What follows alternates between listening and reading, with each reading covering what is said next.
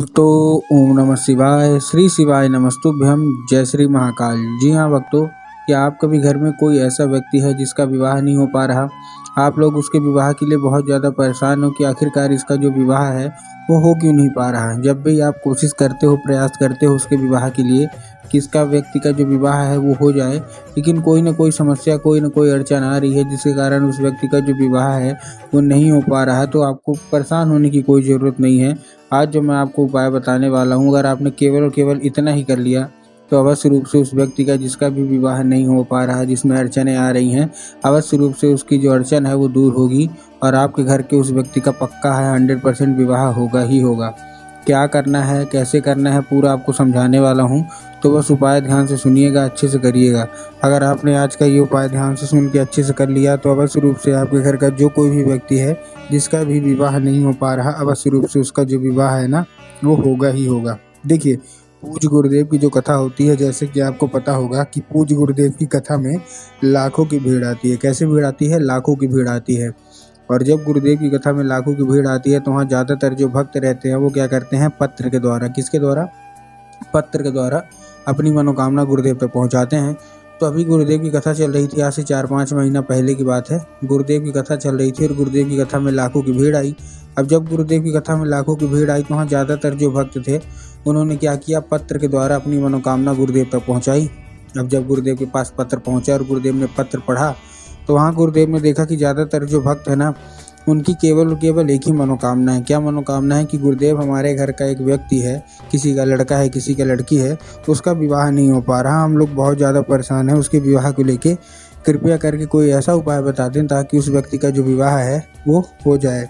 उसकी जो उम्र है वो धीरे धीरे गुजरती जा रही है। कोई 30 साल का हो गया है, कोई 35 साल का हो गया है, कोई 40 साल का हो गया है, यहाँ तक कि 45 साल तक के भी लोग हो गए हैं, लेकिन उनका जो विवाह है वो नहीं हो पा रहा है। कृपया करके कोई उपाय बता दें। जब गुरुदेव ने ये देखा तब गुरुदेव ने 2 से 3 उपाय बताए और कहा, केवल और केवल ये उपाय कर लेना, तुम्हारे घर का जो कोई भी व्यक्ति है, जो कोई भी सदस्य है जिसका भी विवाह नहीं हो पा रहा, कोई ना कोई अड़चन आ रही है, अवश्य रूप से उसका जो विवाह है ना वो होगा ही होगा। अब जब गुरुदेव ने ये उपाय बताए तो लोगों ने जा जाके इस उपाय को घर में करना शुरू कर दिया। अब जैसे ही लोगों ने जा जाके इस उपाय को घर में करना शुरू कर दिया, वही लोग गुरुदेव की कथा में वापस आए। तब जब वही लोग गुरुदेव की कथा में वापस आए तो उन्होंने क्या किया? फिर से गुरुदेव को पत्र लिखा, लेकिन ये वाला जो पत्र था ये गुरुदेव को धन्यवाद के रूप में पत्र था कि गुरुदेव धन्य हो आपका, आपके द्वारा बताया गया उपाय हमने कर लिया है, हमारी सारी की सारी जो मनोकामना थी पूरी हो गई है। हमारे घर का जो व्यक्ति था जिसका विवाह नहीं हो पा रहा था, अब उसका विवाह पक्का हो गया है, आपका कोटि कोटि धन्यवाद। तो देखिए, जो लोग भी मेरी आवाज़ सुन रहे हैं ना, अगर आपको भी जानना है कि आखिर ऐसा कौन सा उपाय है जिसको करने मात्र से जो भक्त होते हैं उनकी मनोकामना पूरी हो जाती हैं और जिनका विवाह नहीं हो पा रहा होता है उनका विवाह भी पूरा हो जाता है, तो चलिए हम बताते हैं आपको आज की इस वीडियो के माध्यम से कि आपको करना क्या है। तो बस उपाय ध्यान से सुनिएगा, अच्छे से करिएगा, ठीक। लेकिन उससे पहले चैनल पे अगर पहली बार आए हैं और आवाज़ मेरी पहली बार सुन रहे हैं तो वीडियो कर दें लाइक और चैनल को भी कर लें सब्सक्राइब, ताकि पूजनीय पंडित प्रदीप जी मिश्रा के रोज़ नए नए उपाय जो कि मैं उनकी कथा से सुनता हूँ, श्रवण करता हूँ, सबसे पहले मैं आपको प्राप्त करा सकूँ, ठीक। तो देखिए, सबसे पहले आपको करना क्या है, ये वाला जो हमारा उपाय है, इस उपाय में आपको करना क्या है? पहला जो हमारा उपाय है वो 3 काली मिर्च और 1 धतूरे का उपाय है। किसका है? 3 काली मिर्च और 1 धतूरा। अब देखिए, 3 काली मिर्च और काली तिल में बहुत सारे लोग कंफ्यूज होते हैं कि काली मिर्च लेना है कि काली तिल लेना है, इसलिए गुरुदेव ने साफ साफ बताया कि आपको क्या लेना है, आपको काली मिर्च लेना है, ठीक। ले लिया काली मिर्च। काली मिर्च लेने के बाद आपको करना क्या है? जैसे आपने काली मिर्च लिया, काली मिर्च लेने के बाद आपको क्या लेना है? 1 धतूरा। धतूरा भी ले लिया। धतूरा लेने के बाद आपको करना क्या है? उसी व्यक्ति के हाथ में दे देना है जिसका विवाह नहीं हो पा रहा, ठीक। दे दिया।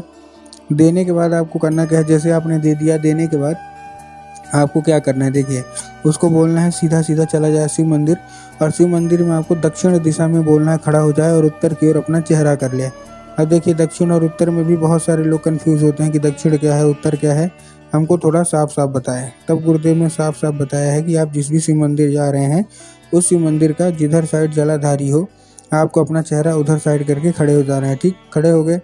खड़े होने के बाद आपको एक नाम लेके, कौन सा? महादेव को बहुत ही सुंदर सा नाम है, श्रम्भेश्वर महादेव। तो बस आपको करना क्या है?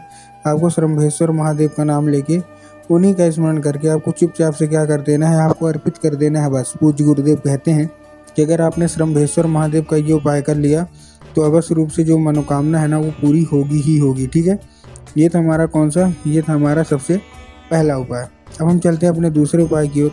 इस उपाय में आपको 11 लाल फूल चाहिए। कितने लाल फूल चाहिए? 11 लाल फूल आपने ले लिए। अब 11 लाल फूल लेने के बाद देखिए आपको करना क्या है। जैसे आपने 11 लाल फूल लिए, 11 लाल फूल लेने में कुछ न कुछ वो है।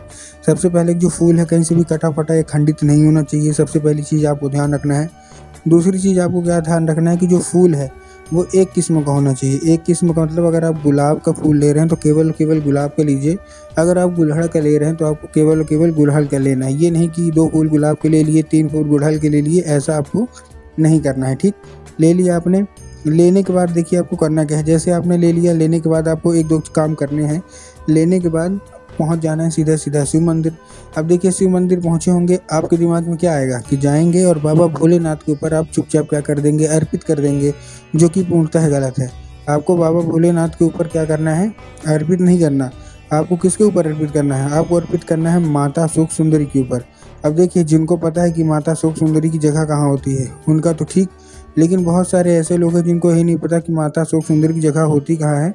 तब गुरुदेव ने साफ साफ बताया कि जलाधारी है, जलाधारी के दाएं मतलब राइट साइड में माता शोक सुंदरी की जगह होती है। तो बस आपको करना क्या है, माता शोक सुंदरी की जगह पे आपको चुपचाप से क्या कर देना है, चुपचाप आपको अर्पित कर देना है बस। पूज्य गुरुदेव कहते हैं कि अगर आपने ऐसा कर दिया तो माता शोक सुंदरी आप अवश्य रूप से आपसे प्रसन्न होंगी और आपका मन चाहा विवाह करवाएंगी ही करवाएंगी। ठीक, ये था हमारा दूसरा उपाय। अब हम चलते हैं अपने तीसरे और आखिरी उपाय की ओर। अब देखिए जो हमारा तीसरा और आखिरी उपाय है, इस उपाय में आपको करना क्या है। इस उपाय में आपको सिंपल सा आपको लेना क्या है। देखिए इस उपाय में आपको लेना है एक लाल चंदन, और लाल चंदन लेके पहुंच जाइए सीधा शिव मंदिर। ठीक, शिव मंदिर पहुंच गए।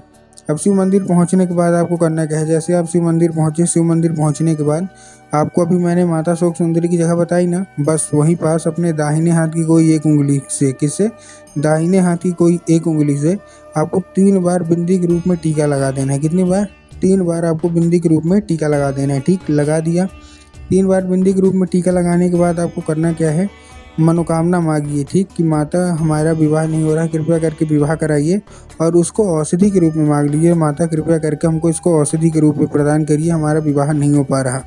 अब क्या होगा, अब वो औषधि का रूप ले लेगा। बस आपको करना क्या है, वही उंगली फिर से आपको टच कराना है उसी जगह पे, और वही उंगली लेके चुपचाप आ जाइए घर। हाथ मत धुलिएगा। जैसे ही घर आ गए, घर आने के बाद आपको करना क्या है, जहाँ आप सोते हैं और जिधर साइड आप सर करके सोते हैं उधर साइड सर की जो दीवार होगी उसी दीवार में आपको 3 बार वो बिंदी लगा देना है, मतलब हाथ अपना लगा देना है। पूज्य गुरुदेव कहते हैं कि उस चंदन के जरिए स्वयं माता शोक सुंदरी आपके घर में प्रवेश करती हैं और आपका मन चाहा विवाह होता ही होता है।